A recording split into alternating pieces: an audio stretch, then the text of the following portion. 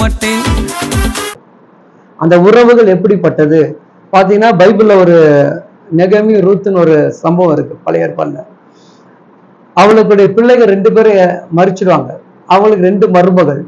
அதுல ஒரு சொல்லுவா, அம்மா இனிமேட்டு என் பின்னாடி நீங்க வராதிங்க, நீங்க மறுபடியும் ஒரு வாழ்க்கையை ஏற்படுத்தி நீங்க என்ன பண்ணுங்க, வாழுங்க அப்படின்னு சொல்லிட்டு அவளை என்ன பண்ணுவாங்க, அனுப்புவாங்க.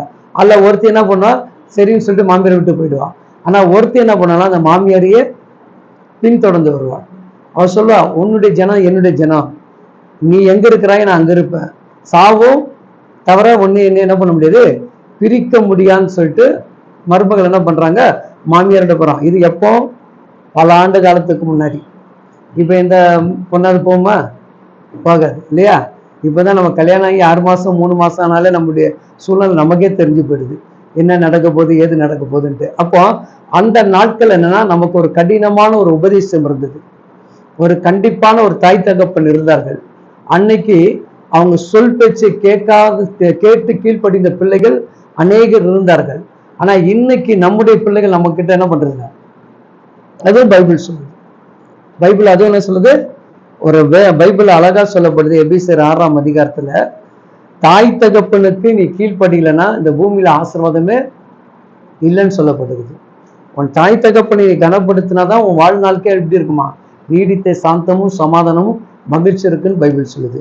பழைய ஏற்பாடுல பாத்தீங்கன்னா, தாய் தகப்பனை திட்டுகிறவன் சபிக்கப்பட்டன்னு சொல்லப்படுது. தாய் தகப்பனை திட்டினாலே சபிக்கப்பட்டன்னு சொல்லப்படுகிறது. அப்போ அடிச்சா என்ன பண்ணுவான், கொலை செய்ய சொல்றாங்க. அடிச்சா அந்த பையன் என்ன பண்ண சொல்றாங்க, சட்டப்படி கொலை செய்ய சொல்லி அந்த அந்த நாட்கள் இதெல்லாம் பைபிள் இருக்குது. இது மற்ற நீங்க எந்த இதுல எடுத்து பார்த்தாலும் இதற்கு அதற்கு நீங்க பாத்தீங்கன்னா நிறைய வித்தியாசம். இதை படிக்க முடியும். நீங்க நல்ல டிகிரி படிச்சிருக்கலாம், என்ன பண்ணிருக்கலாம், டிகிரி படிச்சிருக்கலாம். ஆனா இதை உங்களால என்ன பண்ண முடியாது, படிக்க முடியாது. ஆனா இதை படிக்கணும்னு நீங்க நினைச்சீங்கன்னா அவருடைய அனுகூலம் இருந்தாதான் பைபிளே படிக்க முடியும், புக்கே தொட முடியும். நீங்க படிக்கும் போது என்னன்னா உங்களோட இடைப்பட்டு பேசும். இது என்னன்னா உயிர் உள்ளது. மற்ற நம்ம கதை புக்கு பார்க்குறோம், கற்பனை கதாபாத்திரம்லாம் நம்ம கிட்ட கண்ணில் வந்துட்டு போகலாம். ஆனா இதுல இருக்கிறது மட்டும் எப்படின்னா நம்மளோட உயிரோட உயிர் பேசும். உங்களுக்கு ஒரு சோகமா இருக்கிற நேரத்துல, ஒரு பிரச்சனை இருக்கிற நேரத்துல நீங்க பைபிளை திருப்பும் சொல்ல, பயப்படாத நான் உன்னோடு கூட இருக்கிறேன் அப்படின்னு ஒரு வார்த்தை வர. அப்ப நம்மள என்ன பண்ணுது, இந்த வசனம் பலப்படுத்துகிறது, தைரியப்படுத்துகிறது. அப்ப இந்த உலகத்துல எவ்வளோ கடவுள்கள் இருந்தாலும் இவர் ஒருவர் தனித்துவமாக இருப்பார். நிறைய கடைகள்ல மற்ற வியாபாரங்கள்லாம் பார்த்தீங்கன்னா 3 கடவுள் வச்சிருப்பாங்க இல்லையா? அந்த 3 கடவுளுக்கு இவருக்கும் வேற்றுமை. இவர் மனிதனுக்காக இரத்தங்களை சிந்தினவர், இவர் மனிதனுக்காக இரத்தங்களை சிந்த, மற்றெல்லாம் இரத்தங்களை தனக்காக சிந்தக்கூடிய காரியங்களை நம்ம செஞ்சிருக்கிறோம் இல்லையா? நிறைய காரியங்கள் செஞ்சிடும், கோழி வெட்டுவோம், ஆடு வெட்டுவோம், ரத்தங்களை நம்ம பலி செலுத்துவோம். இவர் நமக்காகவே என்ன பண்ணியிருக்காரு, பலியா இருக்காரு. அதனாலதான் மற்றவங்களுக்கும் இவர்களுக்கும் உண்டான ஒரு தனித்துவமான ஒரு காரியம். இவர் சிலுவையில் அறையப்பட்டார், அது ஆதாரம் இருக்குது.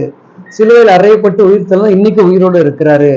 அப்படி ஒரு பெரிய காரியத்தை கர்த்தர் செய்து கொண்டிருக்கிறார். ஒரு நடந்த ஒரு சம்பவம் இப்ப சமீபத்துல,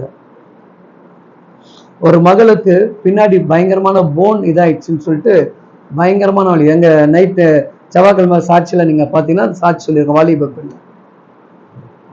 அப்போ உட்கார்ந்தா எந்திருக்க முடியாது, உட்கார்ந்தா வலிக்கும், கொஞ்ச நேரம் 1 நிமிடம் கூட அதால என்ன பண்ண முடியாது, உட்கார முடியாது.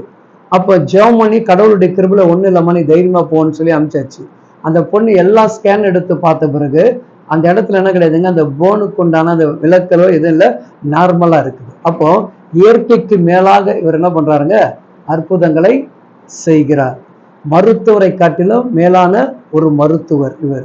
ஏன்னா பைபிள்ல சொல்லப்படுது 38 வருஷமாக ஒருத்தன் வியாதி படுக்கையில ஒரே இடத்துல அமர்ந்திருந்தவனை 38 வருஷம், எத்தனை வருஷம் நம்ம வீட்டுல வச்சிருப்போமா, என்ன சொல்லுவோம், கடவுள்கிட்ட நம்ம எப்படி ப்ரேயர் பண்ணுவோம், கடவுள்கிட்ட எப்படி ப்ரேயர் பண்ணுவோம், சீக்கிரமா எடுத்துக்கங்க, பின்னாடி ஐயா சொல்றாரு, சீக்கிரமா எடுத்துக்குங்க இல்லையா? ஏன்னா அவங்கள நம்மளால என்ன பண்ண முடியாது, பராமரிக்க முடியாது, அவங்களுக்காக பணிவிடை செய்ய முடியாது. அப்போ அப்படிப்பட்ட நபர்களை தான் கடவுள் தேடுறாரு. கைவிடப்பட்டவர்கள் யாருங்க, கைவிடப்பட்டவர், கணவனால் கைவிடப்பட்டவங்க, இல்லை பிள்ளைகளால கைவிடப்பட்டவங்க, இல்லை குடும்பத்துல எல்லா உறவினால் நிந்தையை அடைஞ்சு இனிமேட்டு வாழ்க்கையே இல்லைன்னு வெறத்தையா இருக்கிறான் பாருங்க, அவனுக்கு தெரியாது இந்த கடவுளை கூப்பிடுன்னு தெரியாது.